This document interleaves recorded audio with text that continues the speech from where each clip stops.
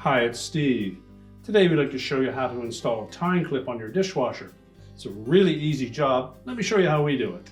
Now, if you were replacing a defective tying clip, you simply need to remove the old one if it's still intact. We'll open up the dishwasher, pull the rack forward, remove the old one and discard it.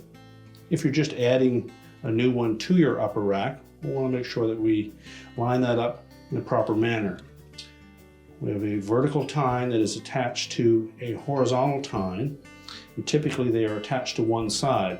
If we look carefully at that clip, we'll see that the notch for the vertical tine is offset from the clip for the horizontal tine. So we want to make sure that we put it on in the proper manner.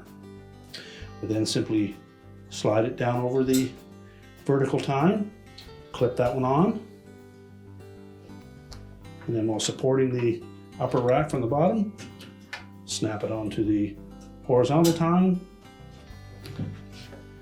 We can then close the dishwasher up, push the upper rack back into place, close up the dishwasher, and your repair is complete.